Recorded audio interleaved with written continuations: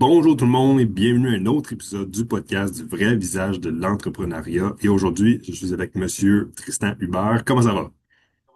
Ça va bien, toi? Ça va très bien, merci. Tristan, comment j'aime commencer les épisodes? C'est un peu savoir, c'est quoi qui a donné envie à Tristan de se lancer dans le monde des affaires? Si on fait un pas de recul, parce qu'on sait très bien qu'on a toujours bien le choix de prendre la voie du salarié qui est super confortable et bien aussi. Mais pourquoi se lancer en affaires puis devoir, tu sais, travailler encore plus pour y arriver, là? Ouais. Moi, à 11 ans, à 11 ans, j'ai commencé le porte-à-porte, OK? J'ai commencé Wow. le porte-à-porte à 11 ans. Je vendais du chocolat, OK? Puis j'ai quand même aimé ça, OK? J'ai fait ça pendant 1 an, puis après ça, j'ai arrêté. Puis à 13 ans, j'ai commencé mon premier job d'étudiant au Lafleur. Je m'en souviens au Lafleur, je faisais des hot dogs et tout. Puis j'ai vu la différence entre le porte-à-porte puis le Lafleur. Puis Hmm. qu'est-ce que je veux dire par différence? C'était, moi dans ma tête, puis j'ai toujours eu ces petites choses, mais là c'était vraiment clair, comme c'est pas logique. C'est pas logique. Pourquoi tu fais ça? Comme tu perds du temps. Comme qu'est-ce que tu fais? Comme allô? Puis ça, c'est comme, on dirait que c'est comme, c'était plus fort que moi. Puis je pense que tous les entrepreneurs, là, parce que quand tu es entrepreneur, tu sais, c'est pas nécessairement pour l'argent. Tu sais, tu peux être salarié puis faire extrêmement d'argent. Il y a beaucoup plus de millionnaires salariés au monde que d'entrepreneurs. C'est juste qu'il y a beaucoup moins d'entrepreneurs. Puis tu as plus de chances d'être millionnaire si tu es entrepreneur. Mais tu sais, sur les 8 milliards d'humains, là, il y a plus de millionnaires qui sont salariés. Fait que tu Mhm. sais, moi, je l'ai su directement qui est comme, oui, c'était l'argent, mais c'était beaucoup plus une question de, comme je devais faire mes choses, c'était quelque chose de, comme, faut que ça soit ma création, faut que ça soit les trucs à moi, comme les trucs à Tristan, OK? Faut que ça soit, faut que j'enlève cet angle-là de c'est pas logique. Tu comprends? Mhm. Tu sais, ça a quand même été un très jeune âge, tu sais, à cet âge-là, tu sais, pourquoi, tu sais, vraiment commencer à vendre le chocolat, ou du moins, tu sais, est-ce que c'était avec l'école? Est-ce que tu t'es dit, ah, tu sais, c'est une façon peut-être de faire un peu de sous? Parce que, tu sais, c'est pas tout le monde, du moins, c'est rare que, je veux dire, à cet âge-là, on n'est pas à gauche puis à droite puis à faire un peu n'importe quoi, mais Tristan avait déjà un peu un esprit entrepreneurial, il s'est dit, garde, je peux aller me promener, vendre un produit qui était du chocolat, puis après ça, je suis capable de déjà voir le résultat de mes efforts. Ouais. J'avais vu, non, en fait, il y avait une personne qui était venue cogner chez moi quand j'étais jeune, puis lui, il vendait du chocolat. Fait que, puis mes parents, ils ont acheté leur chocolat. Hmm. Puis moi, quand la personne est venue cogner chez moi, je me suis dit, OK, mais c'est vraiment intelligent, là. Comme lui, il fait du cash. Puis ma mère, elle me donnait pas beaucoup d'argent. Comme, hey, pourquoi tu lui donnes l'argent à lui puis pas moi? Tu comprends? Fait que c'est Hmm. comme, je pense que c'est là que j'ai vu la connexion. J'ai vu le, comme, fait que je peux faire l'argent même si je suis jeune. La personne, elle avait, je sais pas, 14, 15 ans, 14 ans. OK? Je pense que j'avais 10 ans. Euh, mais tu sais, je voyais que comme, c'était pas, c'était comme, donne-moi de l'argent, tu vois. C'était Puis, possible puis aussi de dire que tu te présentes directement chez la personne à vendre un produit, puis tu récoltes l'argent à l'instant même. Il n'y a pas d'attente, rien. C'est que tu échanges un pour l'autre, puis tu te gardes une partie en profit. ouais, mais surtout quand t'es jeune, là, j'avais pas de skills de vente, c'était juste, je me présentais avec mon sourire, puis le monde, Mhm. il achetait parce que j'étais cute, tu comprends? Fait que c'était pas mal ça. Puis après ça, j'ai continué à faire du porte-à-porte pas mal longtemps. Porte-à-porte, ça a pas mal été ma sécurité financière, même encore les dernières années là, avec le copywriting. C'est comme c'était un skills. Là. J'ai fait 8 ans que, je faisais du porte-à-porte. Fait que c'est un skills. Là, maintenant, le monde, exemple, que je fais du porte-à-porte, ben là, il achète parce que je suis bon en vente. OK? Mais quand j'avais 11 ans, c'est parce que j'étais cute. Puis c'est pas mal ça. Je sais pas si tu voulais continuer avec une autre question. Ouais, ben, je suis quand même aussi d'élaborer sur le porte-à-porte, parce que pour l'avoir vécu, on a des fois que c'est un gros fléau, du moins quelque chose qui semble impossible à faire ou très difficile à faire, ou même des fois les gens vont peut-être juger un peu ça, mais de commencer à un si jeune âge, je présume que pour toi, ça a été quasiment deuxième nature que de cogner à 11 ans, de rendu à 15 ou peu importe, comme du moins, tu sais, corrige-moi si je me trompe, mais comme tu avais presque plus de stress ou peut-être encore un peu parce que là, c'était différent, mais de dire, regarde, je me pointe chez le client comme tu as été habitué ou tu sais, est-ce que le fait d'être habitué, ça t'a aidé, je trouve, là, ou du moins, corrige-moi là-dessus. Ben, quand j'avais 11 ans, moi, j'avais très peur de cogner au porte-à-porte. J'avais OK. 11 ans, j'avais pas un peu les trucs fantastiques, des gros chiens de garde, des trucs, j'étais jeune. Euh, Puis quand j'ai repris le porte-à-porte, je pense à 13, 14 ans, parce qu'après ça, j'ai quitté de la fleur, puis là, je savais que je voulais pas faire ça, c'était pas logique. Fait que là, j'ai recommencé le porte-à-porte. Puis là, c'est là que j'ai commencé à développer plus les skills et tout, là. Puis c'était difficile, c'était pas naturel, là. C'est dans n'importe quoi que tu fais qui est nouveau, là, c'est très inconfortable au début, là. Hmm. Puis c'est pas mal ça. Puis ouais, ça Tu sais, allait à pas cette mal. époque-là, tu sais, es-tu revenu à revendre, tu sais, 13-14 ans à revendre du chocolat ou là, tu t'es dit, regarde, je l'ai essayé plus jeune, j'ai été chez La Fleur, ça n'a pas été Du moins, j'ai vu que c'était pas là que je voulais m'en aller. Tu te retournes un peu vers la porte-à-porte. Là, est-ce que tu savais joindre une compagnie? Est-ce que des produits que tu avais fait que tu t'es dit, regarde, je me réessaye, mais là, je vends quelque chose de différent? Je faisais du lavage de vitre. OK. Du lavage de vitre à 13, 14 ans, puis à 15 ans, j'ai rejoint une compagnie qui s'appelle Québec Alimentation. Donc ça, en gros, c'est du setting de porte-à-porte pour, euh, pour booker un rendez-vous en présentiel avec un conseiller. OK. Fait que je faisais du porte-à-porte pour une compagnie. Puis là, j'ai vraiment explosé. J'ai beaucoup appris sur le porte-à-porte à ce moment-là parce qu'il y avait beaucoup de monde qui faisait déjà du porte-à-porte, puis qu'eux, ça faisait des années qu'ils faisaient du porte-à-porte. Fait que là, j'ai beaucoup appris à 15, 16 ans. Puis en parallèle, avec Québec Alimentation, c'est là que j'ai commencé aussi mon copywriting à côté. Euh, Parce que je savais que tu sais, le porte-à-porte, c'est pas quelque chose que je veux faire à long terme, là. Tu sais, au final, là, le vendeur, c'est pas Tristan Hubert. Tu sais. Entrepreneur, oui. Tu comprends? Hmm.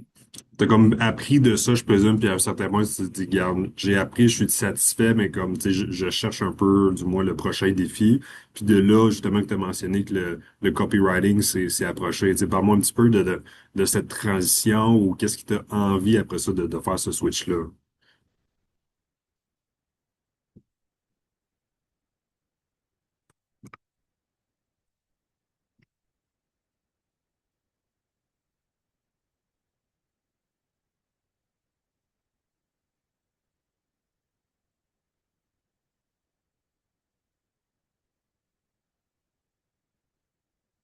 M'entends-tu encore, Tristan?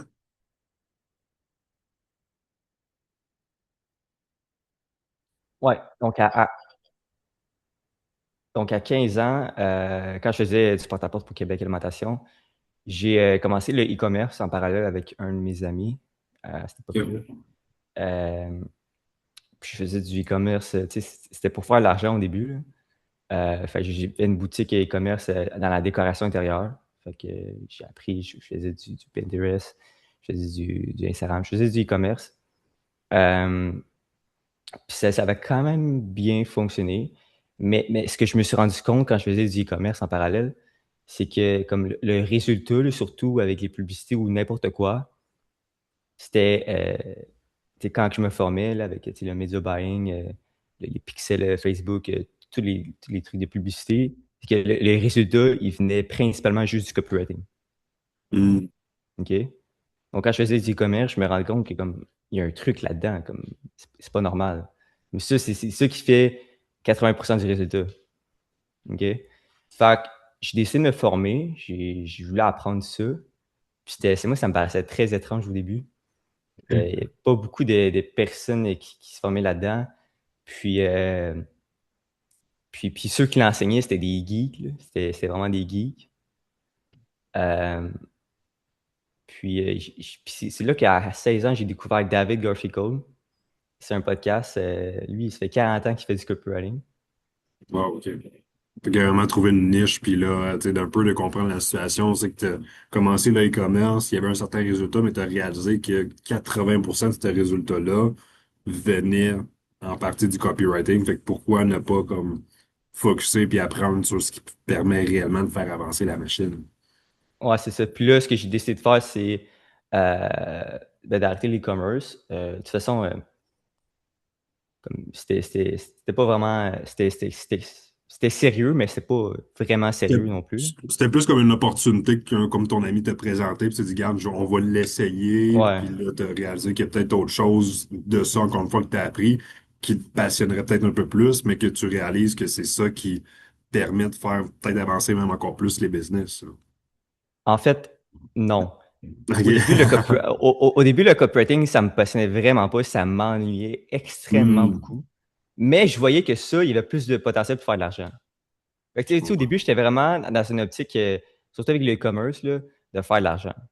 OK? Fait que, puis, tu sais, je faisais mes propres trucs. Fait que, tu sais, encore une fois, avec l'esprit de logique, ça me permettait de faire mes propres choses. Hem, Puis là, avec le copywriting, j'ai vu que vu que ça rapportait le plus de résultats, surtout avec l'e-commerce, puis la publicité, puis le monde qui ne connaît pas encore, puis comme tu veux qu'il achète, c'était du copywriting.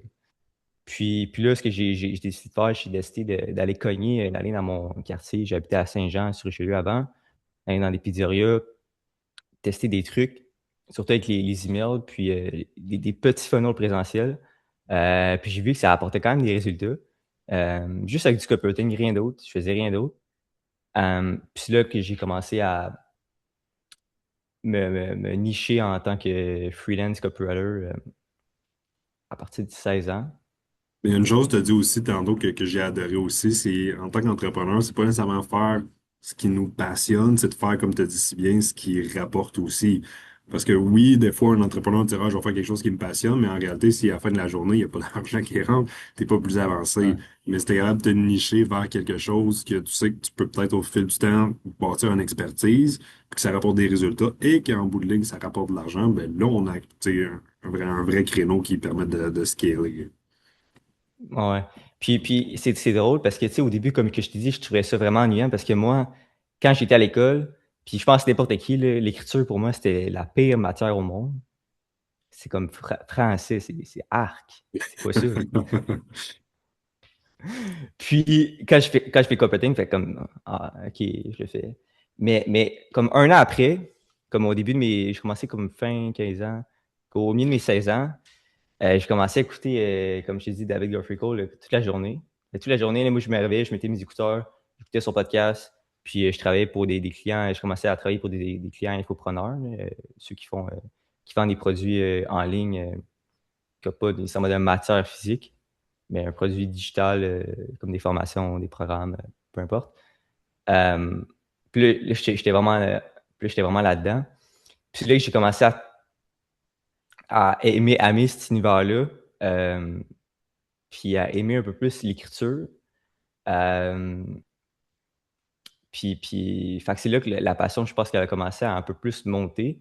Parce que Parce que tu voyais dans des n'importe quoi, résultats aussi, je présume. Tu sais, as commencé avec quelque chose que là, tu ne fais pas voir le résultat. Après un an, tu sais, tu l'as fait, tu l'as testé, puis je présume que tu commençais déjà à voir un peu le résultat, ou du moins le fruit de tes efforts. Hein. ouais, puis aussi, je pense que c'est en partie à cause du momentum. Dans n'importe quoi que tu fais, si tu restes figé, tu vas vouloir rester figé sur ta chaise. Si tu cours dehors, tu vas vouloir courir encore plus. Puis si tu étudies le copywriting, tu vas vouloir étudier le copywriting plus longtemps. Si tu connais pas les finances, ben, tu vas vouloir pas connaître les finances. Mais si tu connais vraiment les finances, ben, tu vas vouloir être meilleur en finance. Tu comprends? Fait que je pense que c'est aussi une question de momentum, vu que j'étais devenu obsédé par le copywriting. Je faisais juste ça du copywriting. Fait que c'est sûr que quelque part, il y a une petite affinité qui se crée, puis tu commences à aimer le copywriting. Plus avec les résultats, comme tu as dit, ça l'aide. Fait que si tu fais quelque chose puis ça apporte les résultats, ben, ça l'aide. C'est une Euh, chose, là, on parle beaucoup de copywriting, mais je me mets à la place de l'audience. C'est l'audience qui nous écoute, puis se dit, ben, c'est quoi, Tristan, du copywriting exactement pour nous mettre un peu plus en contexte? Globalement, une phrase, c'est l'art de vendre avec les mots. OK? Puis, puis moi, quand j'ai commencé le copywriting, je voyais juste cette phrase-là. L'art de vendre avec les mots. Puis moi, mot, c'était plate. Puis tu comprends? Fait que souvent, le monde, pourquoi c'est pas populaire le copywriting, c'est parce qu'il se fait juste aux mots. Il se fait juste à, OK, c'est des mots, ça va pas, pourquoi ça rapporte de l'argent, je comprends pas. OK? Mais tu sais, si on y pense vraiment, comme moi avec mon expérience, tu sais, il y a extrêmement de la vie qui est juste des mots. Quand tu te parles, c'est des mots. Quand tu donnes un speech, c'est des mots. Quand tu motives une équipe, c'est des mots. Quand tu convaincs quelqu'un de faire quelque chose, c'est des mots. OK? C'est sûr que verbalement, la tonalité est un facteur plus important. Mais il y a beaucoup de choses dans la vie que c'est des mots. OK? Puis la différence entre des bons mots puis des mauvais mots, c'est juste les idées derrière. Fait que le copywriting, tu sais, pour les personnes qui sont plus familières avec le copywriting, euh, ça serait vraiment plus comme comment tu peux mettre les meilleures idées possibles derrière les mots pour vendre. Tu comprends? Mais tu sais, si on garde ça simple, là, ce serait l'art de vendre avec les mots. OK? Ouais, ben, je pense que les gens peut-être s'attardent un peu trop à un visuel, mais sans penser à l'impact de comment qu'on le dit. Tu sais, je pense que c'est ça avec ton expertise au fil des années, puis c'est de faire comprendre aussi aux gens que tu sais, faut que tu vois pas le big picture, mais comme l'ensemble de la totalité de si tu fais une publicité ou quoi que ce soit. Comme oui, tu peux avoir l'idée, mais après ça, tu as besoin de quelqu'un comme Tristan qui va te permettre de le véhiculer ou de le dire de la bonne façon pour que ça ait l'impact que tu souhaites aussi. Ouais. Puis je te donne un exemple qui est beaucoup plus pertinent avec juste les mots, OK? Euh, tu sais, quand tu creuses vraiment ce monde-là, je te donne un exemple. Tu sais, des fois, les pages d'opt-in, pour ceux qui sont familiers avec des funnels, OK? Des fois, une page d'opt-in, c'est juste une page, puis tu as un headline, donc un titre, tu as souvent une vidéo, c'est pas beaucoup d'éléments. Puis, il y a une page d'opt-in d'une personne aux US qui est décédée, mais elle a fait un funnel, OK? Puis, ils ont fait un test AB, donc tu testes une version, puis tu testes avec une autre version. Puis souvent, dans un headline, dans un titre, tu as une promesse. Fait que tu promets quelque chose, puis en échange, ben, la personne, le prospect, le lead, il doit mettre son email pour obtenir la promesse. Puis dans la version A, il y avait un titre, je ne sais plus c'est quoi, mais il y avait un titre, OK, fait qu'il promet quelque chose. Puis dans la deuxième, il y avait le même titre, sauf qu'ils ont rajouté le mot presque. Juste avant, exemple, je te donne un exemple que le mot c'était parfait ici, puis ici c'était presque parfaite. Puis dans la version B, il y a eu x 19 taux d'opt-in. Juste avec le mot presque. Pourquoi? Parce qu'ici, le monde, ils ont tellement vu de promesses, puis tout le monde, tout le marché, il disait comme un peu une même promesse, puis c'était pas assez crédible pour être vrai. Mm. Puis ici, juste le mot presque, ce que ça l'a fait, je veux ça, puis j'y crois. Ici, c'est je veux ça, mais j'y crois pas. Tu comprends? Puis ça, ce qu'elle fait, c'est 49. Fait que, tu sais, le copywriting, c'est quelque chose de très, très poussé si on devient obsédé comme moi. Mais tu sais, globalement, c'est l'art de vendre avec les mots, puis c'est quelque chose de très, très sous-estimé, surtout avec les entreprises, que ce soit des PME, des startups, des infopreneurs, pour, pour plusieurs, euh, pour plusieurs raisons de l'entreprise, là. Oui, mais je suis content que tu dises ça aussi parce que ça met vraiment en perspective aussi. Puis avec l'exemple concret que tu viens de dire, que souvent les gens, tu sais, oui, on a une idée de publicité, on la met en ligne, puis là, on est comme, ça convertit pas comme on le souhaite, fait qu'on va en faire un autre, puis un autre, puis un autre. Mais je pense que ta réalité aussi, c'est de dire, ben regarde, on va prendre l'idée, ta publicité, peu importe. OK, fine, mais comme laisse-moi comme travailler les mots de cette publicité-là, puis en échange, ben un peu comme l'exemple que tu as donné aussi, fois 19, c'est pas fois 2, c'est pas fois 3, tu sais, c'est Ouais, exponentiel de comprendre aussi l'impact possible que de mettre les bons mots. Puis je pense aussi que les gens qui voient, c'est des micro-détails, mais c'est ces micro-détails-là qui, je crois aussi, font cette différence-là, parce que sinon, les gens, comme tu dis, voient tellement de publicité, des fausses promesses, mais comment est-ce qu'on peut faire en sorte que ces fausses promesses-là nous avantagent? Ben, c'est en ayant, je pense, du moins un peu ton expertise de dire, ben, regarde, rajoute ce mot-là qui permet après ça d'avoir une perception différente. ouais. Puis je te donne un autre exemple du pouvoir du copywriting. Steve Jobs, OK, dans le temps qui était en scaling intense contre Microsoft, dans ce coin-là, OK, lui, il faisait du cold email avec les CEO. Puis ces emails, là, vous irez regarder, ceux qui regardent la vidéo, puis toi aussi, sont en ligne. Tu vas juste écrire Steve Jobs cold email. Puis ces emails-là, c'est extrêmement bon, là. C'est extrêmement bon. Puis Steve Jobs, il était reconnu. Souvent, on le pense comme quelqu'un entrepreneur beaucoup, là, mais c'était quelqu'un qui était aussi créatif. Puis que les cold emails il était extrêmement bon. OK? Puis il y a un cold email qui a envoyé à, je sais pas si c'est Bill Gates ou un autre CEO. Puis Puis ce code d'email-là, il a rapporté 100 millions à Apple au début. Fait juste un code d'email, 60 mots, 100 millions. Tu comprends? Donc, ça peut vraiment aller loin si tu pousses ce truc-là. Puis surtout en ce moment avec l'AI, tu peux aller beaucoup plus vite, mais aussi ce que ça. Non seulement tu peux aller plus vite, mais aussi ce que ça fait, c'est que tout le monde va trop vite. Puis ça fait, ce que comme leur copywriting, il est vraiment mauvais. Puis c'est là que tu as une opportunité pour mettre les meilleurs mots, puis que tu rentres dans la tête du prospect du lead pour y mettre ce qu'il pense déjà, puis qu'il clique sur ta chose. OK? Mais je suis Parce content que tu qu'automatiquement, parles c'est ça, je suis content que tu parles de l'AI parce que je pense que tout le monde est conscient que c'est présent, mais une chose que je pense qu'il peut pas, du moins comme tu as remplacé, exemple, le copywriting, l'intelligence artificielle peut pas, tu sais, comprendre un moi, peu la perception des gens. Tu sais, souvent, les gens vont juste faire corriger leurs fautes d'orthographe, puis ça va tout le temps être un peu dans le même style, mais les gens vont perdre encore plus cet impact-là des mots parce qu'ils laissent toutes les AI tu sais, rédiger leur courriel ou leur texte ou leur pub, etc. tu vas être surpris, mais moi, je pense que ça va remplacer les copywriters. OK? Puis Ok. c'est pour ça que j'ai fondé Copy Thinker il y a 9 mois. OK? Puis ça, c'est une startup qui est encore en développement. On est encore en train de développer le produit central qui va s'appeler le Copy Thinker. Euh, Puis, tu sais, je te donne un exemple. Sur quoi elle se base, tu sais, Copy Thinker? Quand tu fais une startup, Mm. souvent, tu te bases sur un futur qui n'existe pas encore. Fait que, tu sais, Tesla, quand il faisait sa startup, il se basait sur un futur qui n'existait pas encore. OK? Puis c'est comme ça que tu crées des choses qui sont uniques. Puis Copy Thinker, l'idée, c'est quoi? C'est en 2030, moi, je pense que c'est ça qui va arriver. On se fie là-dessus. Dans un monde où que chaque mot est généré, perfectionné, puis envoyé par l'IA, la seule chose qui définit les résultats, c'est les idées derrière les mots. Tu vois, hein? Fait que, tu sais, en tant que tel, les mots, ils vont être écrits. Fait que, tu sais, tu pourras avoir les meilleurs mots écrits par l'IA. Tu peux même envoyer des messages avec l'IA. Ça va être excellent. Ça va être extrêmement persuasif. Mais au final, voir à travers les mots, je te donne un exemple sur un texte publicitaire qui présente le problème, qui offre une solution. Tu sais, au final, il y a comme 10 000 idées différentes. Tu peux jouer sur la peur, tu peux jouer sur le prestige, tu peux jouer sur gagner de l'argent via sauver de l'argent. Comme ça va vraiment loin, les idées. Puis ça, c'est quelque chose qui est tout nouveau, le copy thinking. Là. C'est comme à la suite, je pense, du copywriting.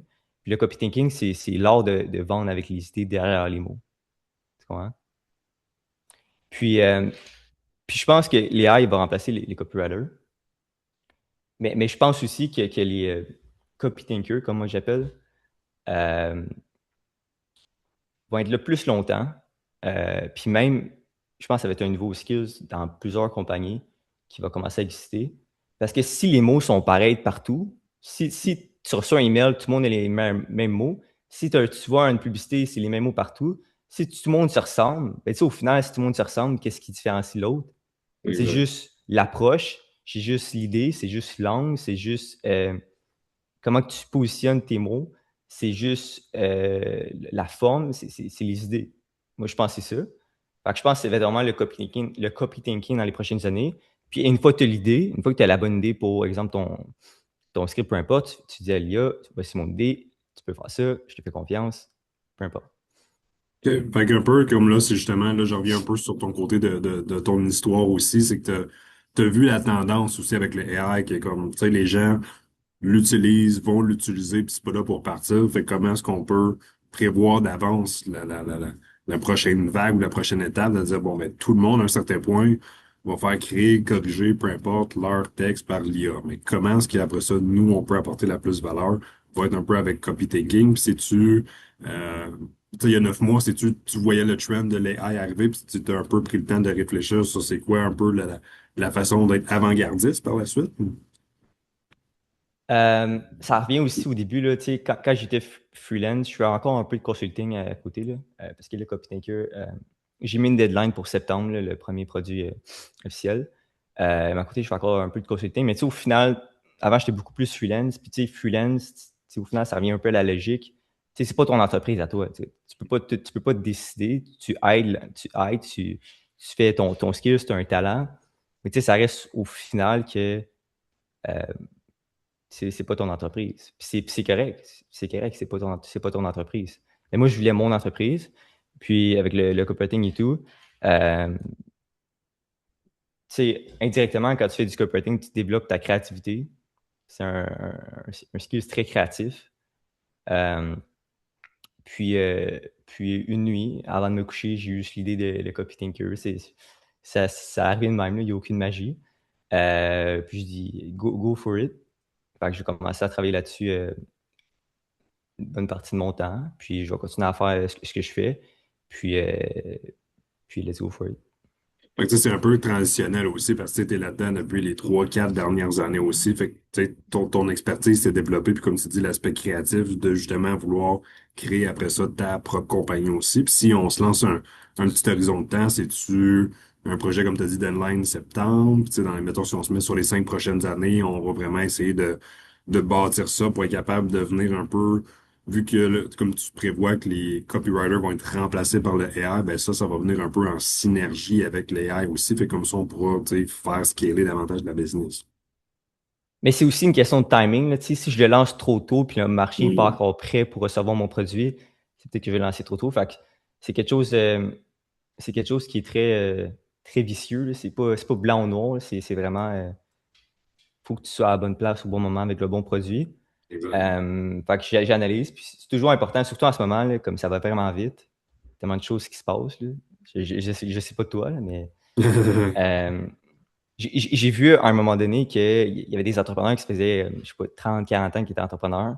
Puis avec les AI, c'est comme c'était la première. Avant, ils croyaient pas au burn-out. Il y a plein de monde qui croit pas au burn-out parce que. En tout cas. Puis eux, c'était comme la première fois qu'il y avait un burn-out à cause de l'AI, à cause de Claude Code. Claude Code, je sais pas si t'as Ouais, vu ouais, ça. je suis très, très familier, là. Puis ça me surprend parce que. Ouais.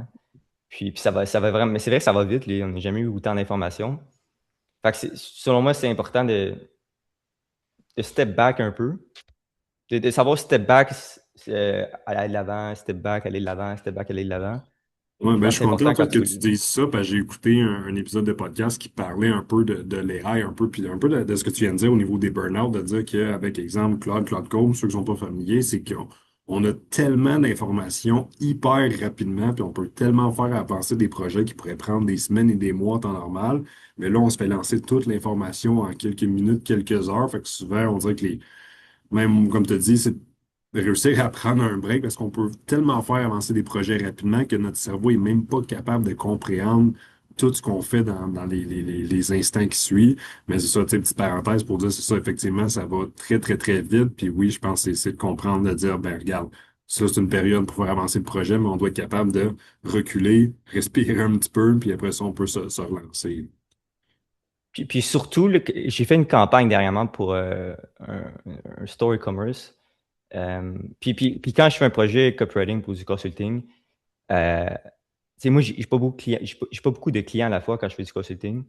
Parce que moi, c'est vraiment de l'excellence que je promets. Tu sais, je promets de doubler la conversion d'une campagne. Il faut que je cherche de mon coup. Mhm. Puis ça, comment je fais ça? Je deviens obsédé par l'univers de la personne.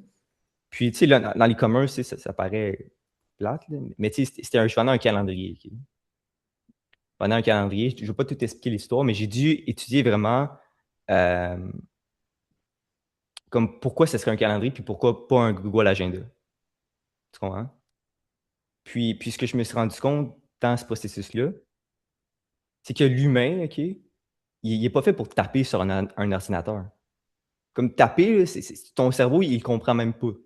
OK? Ton cerveau, il ne comprend pas que tu tapes des mots. Puis il comprend tracer. Fait que, exemple, tu traces sur une feuille, tu fais des plans. Comme ton cerveau, c'est avec ta main, tu le tiens, puis tu peux tracer. Ton cerveau, il comprend ça. Puis moi, je pense la raison pourquoi c'est vraiment overwhelming, surtout avec les AI, c'est que non seulement comme tu tapes plus vite, tu dois taper plus longtemps. C'est comme la scarcity autour. Ça, je pense, ça fait comme, que c'est vraiment important de step back un peu. Puis moi, j'ai commencé dernièrement à faire ça. Je le conseille à tout le monde, toi aussi. C'est de commencer à écrire un peu le matin ou peu importe quand tu as, un break ou le soir avant de te coucher ou peu importe. Juste prendre un 15-20 minutes tout seul, hors du travail, pour exprimer mieux tes idées, tu sais, pratiquer ton écriture en même temps, c'est toujours bon. Puis aussi, ça permet de mieux comprendre un truc. OK? Parce que si tu tapes pour comprendre, tes chances que tu vas beaucoup moins comprendre.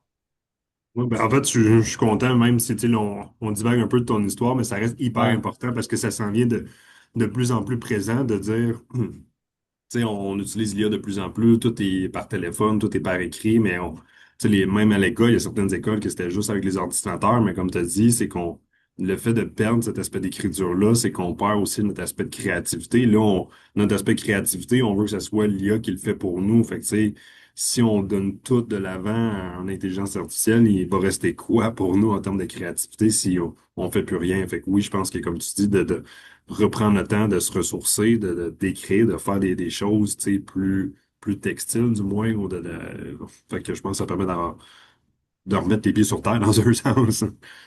ouais. Puis la meilleure façon que je peux l'expliquer, là, surtout avec l'IA, c'est que, tu sais, avant, dans les années 1970, la majorité des travails, c'était très manuel, c'était à l'extérieur, tu faisais la construction, tu étais très à l'extérieur.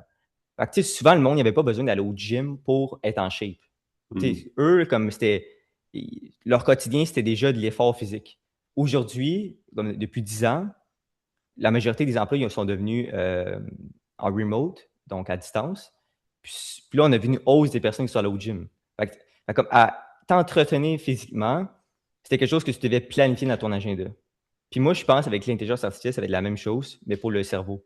Parce que si tu planifies pas un moment dans ta semaine pour train ton cerveau, ben, tu vas devenir, complètement stupide.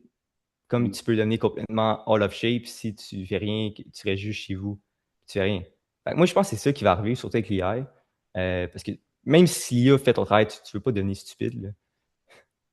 Non, ben c'est très Heu, bien dit. Je pense que ça permet de mettre réflexion aussi parce que oui, comme tu as dit, l'analogie de l'époque, c'était au niveau des salles d'entraînement. Ça n'existait pas. Tu sais, dans les années 40, 50, 60, je veux dire, une salle de gym n'était pas commun. Maintenant, c'est des business qui génèrent plusieurs centaines de milliers, c'est pas des milliards de dollars aussi parce que on a perdu cette capacité physique-là de s'entretenir. Fait qu'on a dû créer autre chose, mais tu sais, peut-être même qu'on va se rendre à des centres d'entretien mental pour que les gens puissent tu sais, garder ce côté-là. Mais je veux qu'on se ramène un petit peu au niveau ouais, ouais, ouais. tu sais, copywriting, surtout un peu, je pense, vu que c'est peut-être que les gens négligent au moins commun, il y a-tu des fois des erreurs courantes que tu réalises que les gens font ou l'erreur, c'est juste de ne pas prendre le temps de s'assurer que les mots qu'on utilise sont bien utilisés? Moi, je dirais, tu sais, le copywriting, ça peut aller vite. Tu sais, dans n'importe quoi que tu fais, quand tu fais quelque chose pour la première fois, ça va te prendre du temps. Puis après 4 ans, faire la même chose pour avoir le même résultat, même meilleur, ça peut te prendre 2 secondes. Avant, ça t'a pris peut-être, 3 jours. OK? Je pense que l'erreur que le monde font en copywriting, fait que dans vos mots, dans toutes vos campagnes, c'est que c'est prédictible. Vous utilisez des formules, des systèmes. Moi, j'aime ça. Moi, j'ai haï les systèmes. Moi, quand j'entends ce nom-là, comme ton copywriting, il faut que tu le changes. C'est un signe. OK?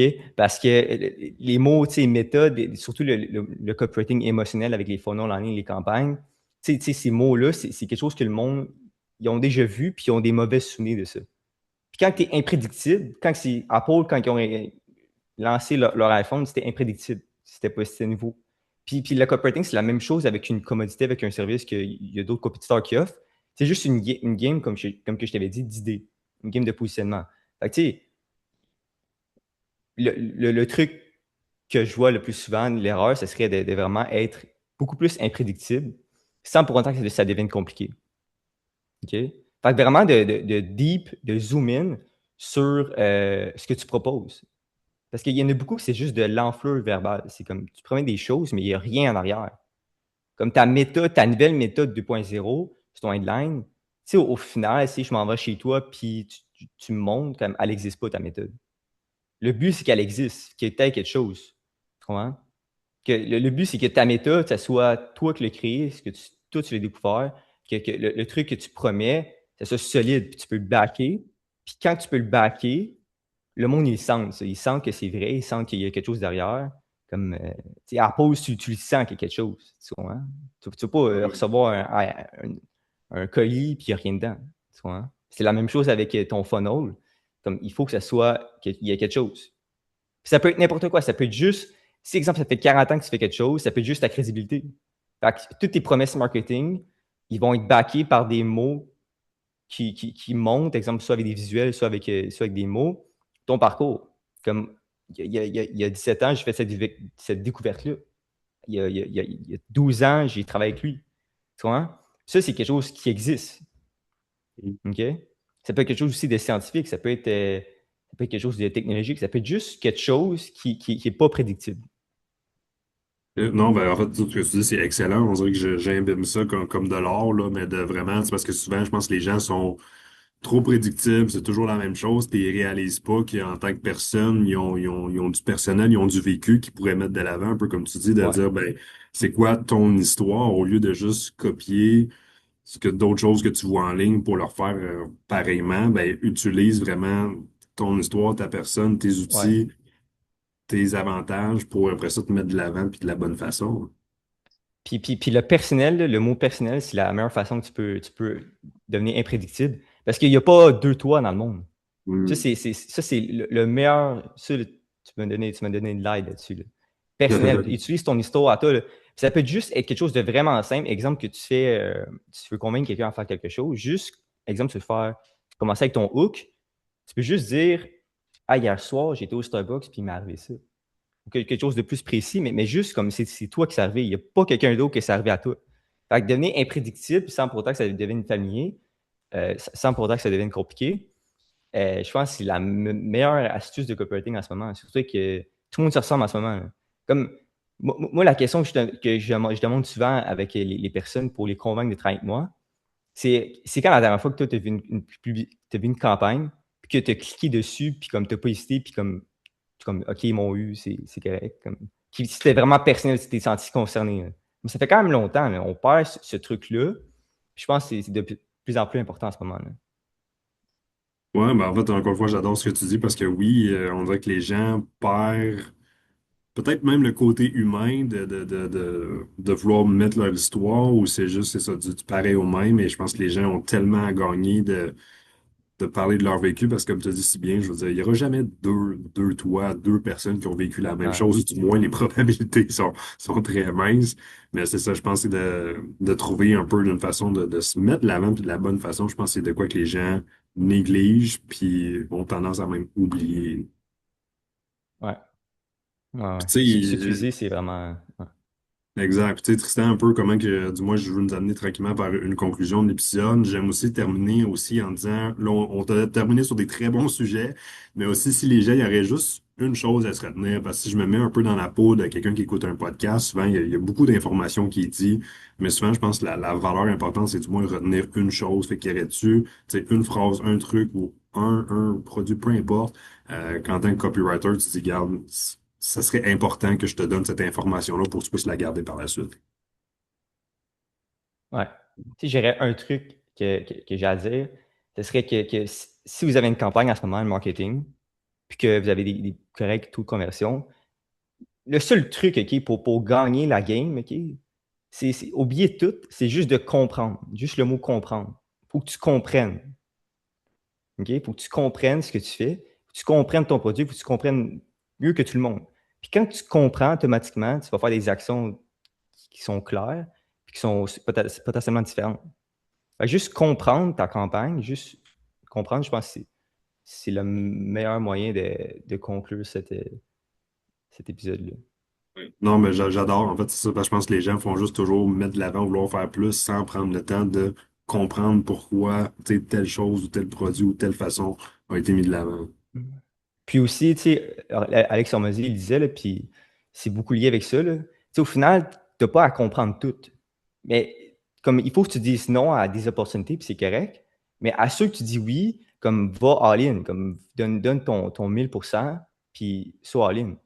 OK? Parce que si tu fais du médiocre un peu partout, comme tu comprends à moitié, tu comme OK, c'est correct, c'est correct, c'est correct. Tu sais, automatiquement, tu vas avoir des résultats médiocres, médiocres, médiocres, médiocres, correct, correct. Mais si tu vas all-in sur des oui, puis le reste, tu dis non, ben, tu vas avoir des meilleurs résultats que la majorité du monde, là.